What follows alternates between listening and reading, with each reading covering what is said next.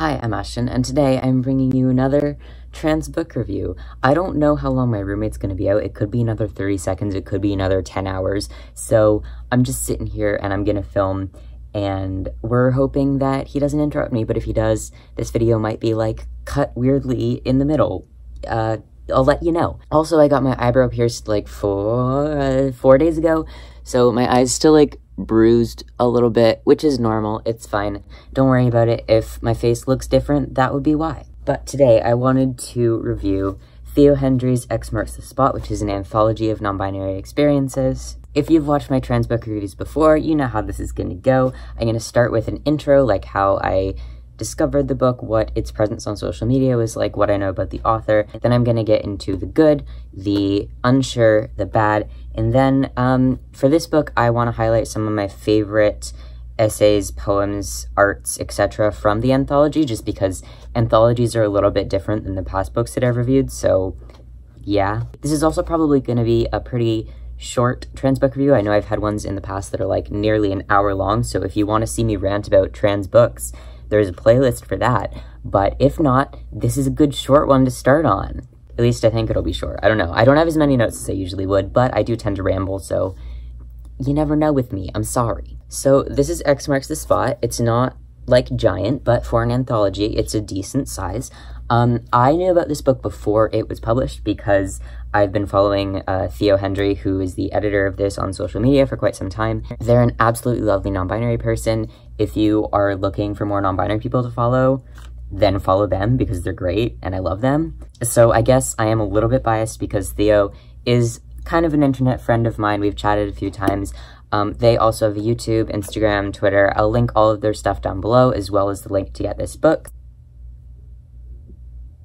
I was not paid to do this review. I did not receive this book for free. Well, I did, but Theo got money because I'm reading this, which is cool. So it is kind of a cool story. Theo's been working on this project for quite some time now. I'm not entirely sure how long, but as soon as they published it, they put it onto Goodreads as well. I think they actually put it on Goodreads a little bit before they started the publication, but anyways, it was on Goodreads and I'd marked it as want to read because I wanted to read it. Me and my parents, I guess, had kind of a tradition, I guess, of like, I used to go to summer camps for like 3 weeks a month and backpack or climb or whatever else, and they would always like hide a book in my luggage for me to find and read while I was there. And I'd mentioned like maybe 2 months before I left for college, like, what if you guys hid a book for me in my college luggage? And my mom actually ended up doing that, and it like made my week, month, year, especially because it was this book. And I texted my mom, like, how did you know about this book? Like, one of my friends edited this. And she was like, oh, I didn't know that. I just found it on your Goodreads. And I was like, you don't know about, like, you don't use Goodreads. And she was like, no, I don't, but someone does. And I was like, what does that mean? So I guess someone's in cahoots with my mom planning to get me trans books, which I'm down for. But I don't know. I still don't know how she found out about it. But regardless, it was a really cool coincidence. And when I found this in my luggage, I was like, I am so happy because Theo got supported because of this, and I got to read it, and just good for everybody. So that is how I heard about and came into possession of this lovely book. If you can't already tell, I would definitely recommend reading this one. I'm not going to give a lot of spoilers. I'm just going to talk about things that I liked. There's a couple things that I'm unsure about. There's actually nothing that I wrote down in the bad section, but at the end I do want to highlight a few of my favorite poems and essays and the like in the anthology, just because I want you guys to know what my favorites are. Because it is an anthology, it is something that you can skip around and read through, as opposed to like reading cover to cover. I did read it cover to cover, and it didn't take me too long, but a lot of people when reading anthologies do like to skip around, read one thing, skip to a poem on the 30th page. Like, it doesn't matter what order you decide to read this in, which is nice, but I would recommend that you at least read the introduction before you read any of the actual contributions, but that's neither here nor there, so we're gonna get started. As for the things that I really, really liked about this anthology, first of all, and probably my favorite thing out of everything, is that it's not meant for the cisgender gaze. This is a book by a shit ton of non-binary people for a shit ton of non-binary people and trans people. This isn't for cis people. Cis people could read it, and I'm gonna talk a little bit more in depth about that in a few seconds, but I really, really liked that this was crowdfunded, so a lot of different trans people, like, came together to make this a thing, and a ton of different non-binary artists and authors and poets came together to make this a thing. And that's just something that is really unique about this book in particular, as well as, like, you know, smaller queer publications and queer zines, but it's a lot less common to see, like, a fully published book like this that is of that nature. Does that make sense? With a lot of the books that I've reviewed in the past, I mean, not a lot of them, quite a few of them, a lot of the trans books that I've read, at least, have been, if they're by cis people, they're obviously for cis people, but even sometimes when they're by trans people, they're for cis people. And this book is not like that at all. Because, yeah, I've read trans books in the past that have made me feel some type of way about them or connect to them in a way that I don't think a cis person would, but they'd still be very, very readable and very comprehensible to a cisgender audience, and I'm not sure that this would be. But, again, I really, really liked that. If you're a trans person that's looking for a book that is going to reflect you in ways that you don't see in a lot of other trans literature, this is definitely for you. I also really like that it focused on non-binary stuff because, you know, the majority of trans lit and the majority of trans representation as a whole is about binary trans people, and this is like everything but binary trans people, which is nice. In terms of this book's audience, I do think that, like, non-binary people are going to appreciate it the most, like at the same level that I did, and trans people will probably be able to appreciate it more than cis people, but there's still definitely going to be things in here that a binary trans person won't be able to grasp the same way that a non-binary person does, because we have different lived experiences, and even within non-binary people, we all have vastly different experiences, so this is a great, you know, meshing of dozens of different experiences that lets me, as like a single non-binary person, see through a lot of different non-binary people's eyes. And I feel like a binary trans person may have a similar experience where they have a trans experience, but it is binary, and this book kind of breaks from that. So while you may be able to understand non-binary issues in the context of you being trans, if you're a binary person, you'll probably learn some things from this that you might not get just by existing as a binary person. As for cisgender people, I don't think you're going to not like this book, but I don't think you'll be able to appreciate it to the level that a trans person or a non-binary person would. That said, that doesn't mean don't read it. If it's something that you're interested in, if you want to look through the eyes of non-binary people, and if you want to see art and poems and essays and literature by us, then this is a really good place to do that. There was one essay in here, Mind What You Say by Theo themselves, that I felt like was more geared towards cis people. Like, me reading it, I was like, yeah, I know this, and I feel like most non-binary people would know this. I felt like it was more geared towards cis people, but I still liked its inclusion in the book for any cis person that would be reading this, because I know that even though this is meant to be consumed by non-binary and binary, to an extent, trans folks, I know it's not going to be just consumed by binary and non-binary trans folks, so I also like that that aspect of this book is addressed. Literally on page 9 in the introduction, Theo writes, "This book is not intended to be for a cis gaze, though I do hope that you can learn from it. I did not want the contributors to have to work overtime in order to explain themselves, when this is their space to say what they want to say." So to any cis person that may want to read this, you're not going to be confused because there is a glossary, the internet exists, but you're not going to understand to the same core level that a trans or non-binary trans person might be. I thought that was a really good way of putting it, and again, if you're going to read this, I would highly recommend that you read through the introduction before you start skipping around through the anthology. I also like the assertion, not only in the introduction, but throughout multiple of the different works in this book, that people's identities and people's existences are valid whether they are scientifically proven or not. There's not really much for me to expand on there. I just really liked that, probably related to the fact that it's not meant for a cis gaze, but there was no, like, pandering, there was no, we are real and we are here. It was more like, we already know we're here, we already know we're real, these are our experiences, these are the things we go through, this is our, like, lives, and that to me was really empowering and really beautiful. I also really like the acknowledgement that there is no perfect language to describe non-binary people. There's one person in this book, possibly even more, but one that's like on the top of my mind that is not non-binary because their gender is not Western whatsoever, and non-binary doesn't describe them because they don't exist within our interpretation of gender in a Western Eurocentric sense. And that was one of my favorite essays, which I'll mention a bit later. This book includes people of such vastly different and yet so similar gender experiences and gender expressions and gender identities that it's amazing. So as many of my fellow non-binary people may know, non-binary isn't like a completely agreed upon word in the way that we spell it. I spell it non-binary like with one word. Some people spell it non-binary with a dash. Some people spell it non-binary as in two words. So what Theo mentioned that they did in the introduction is that whatever way the writer wrote non-binary, whether it's with a dash, whether it's two words, whether it's one word, they left it that way because they know that language isn't universal and it can be interpreted and expressed in so many different ways that they didn't want to have to standardize the way that we wrote a word like non-binary.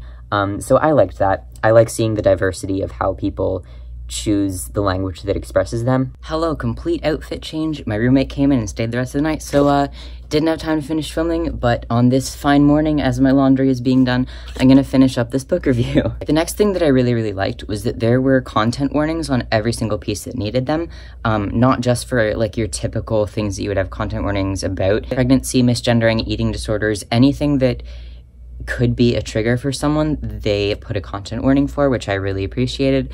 A lot of people don't understand how and why content warnings work. A lot of the times, especially for me, it's not just to say, hey, this piece has this involved in it so you can avoid it. It's so that I know what I'm getting into before I read something, so that I'm like emotionally prepared and like mental health wise ready to read about a certain thing. Maybe I'll make a whole video on content warnings and trigger warnings and what they are and why we need them at another point in time, but for right now, I just want to say that I appreciate that they exist in this book, and I liked them, and they were very helpful for me to know what I was getting into and to know if I was in a, healthy enough mental state at the moment to read about things that may otherwise trigger me. Does that make sense? And the inclusion of pronouns in every single piece, no matter if it was an author, an artist, a poet, they all had their pronouns listed right next to their names, which was really helpful because if you're talking about a piece and you need to refer to the author, you need to know what pronouns they use.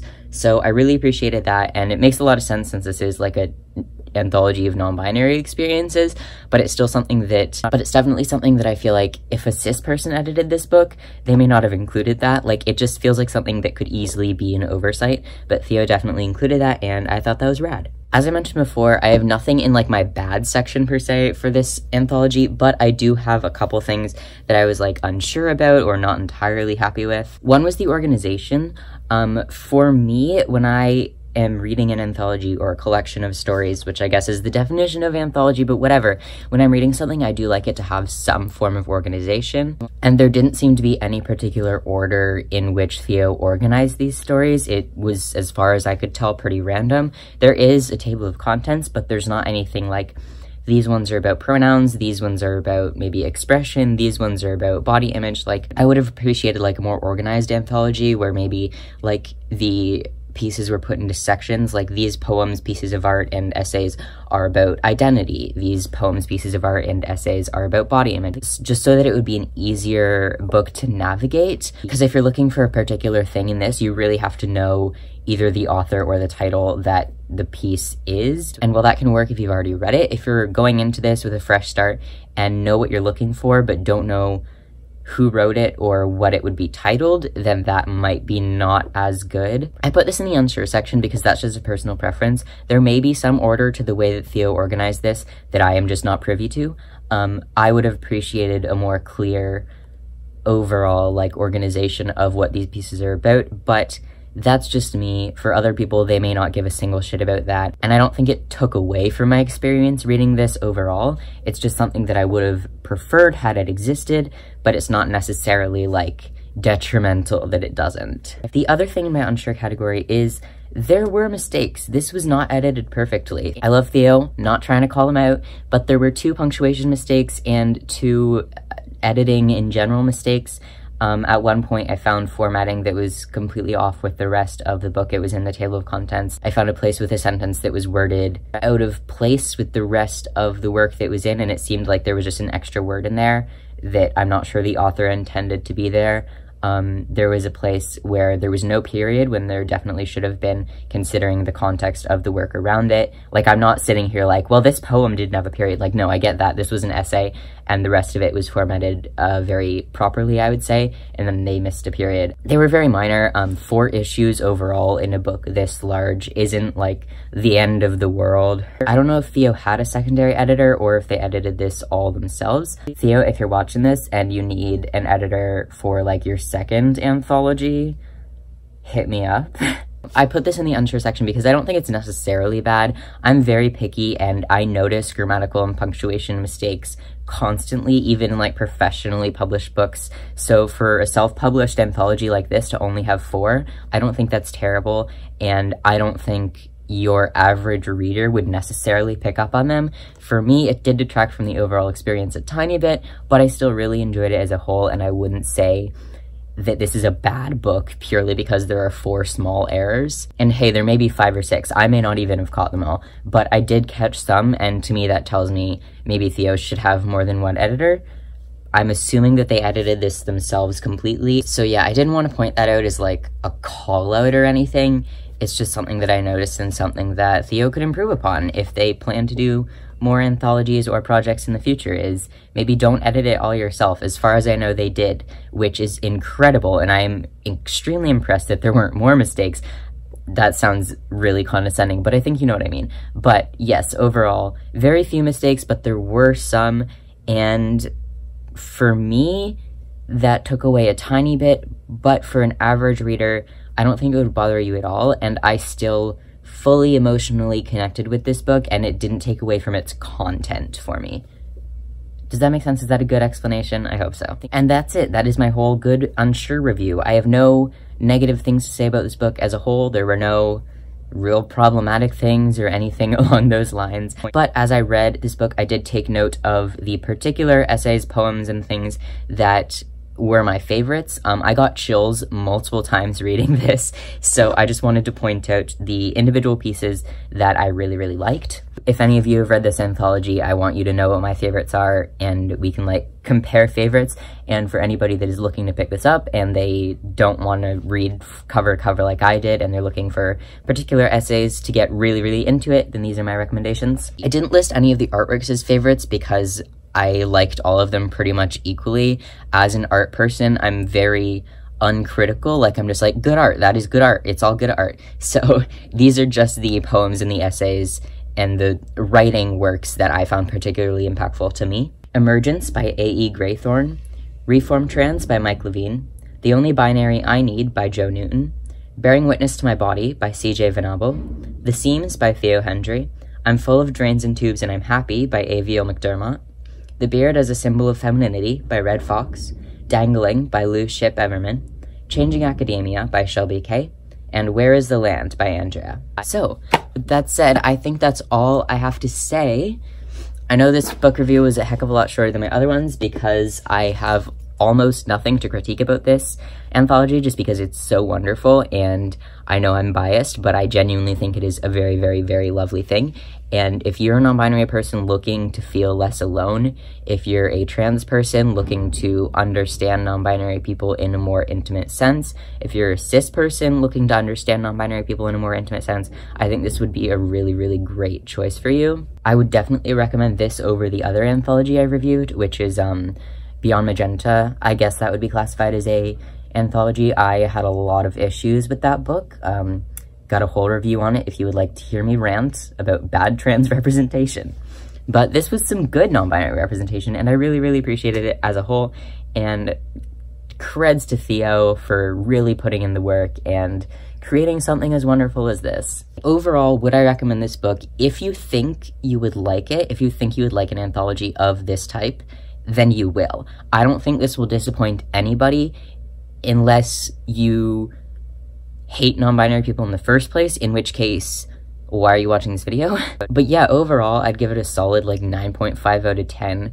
The 0.5 is just for those couple mistakes, and then just for me personally, I would prefer a more organized style of anthology, but that's purely my preference, and I think as an anthology as a whole, it's pretty much flawless. So yeah, if it's something that you think you'd be into, you would probably like it. I don't think this would disappoint you at all. It is well worth the read, and I hope that a lot of you will pick it up and also share your thoughts with me and with Theo, because they deserve a bunch of positive feedback because it is absolutely lovely.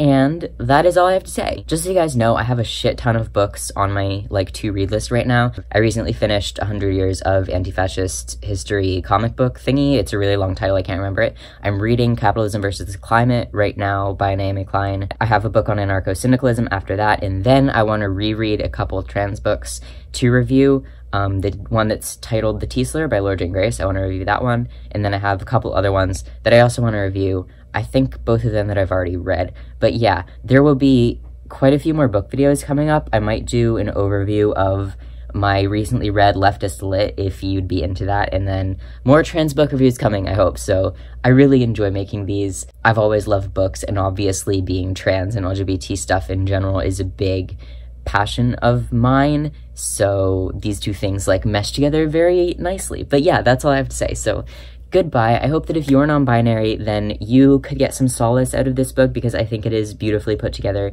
And to Theo, good fucking job, mate. You did amazing. And I'll talk to you later, maybe.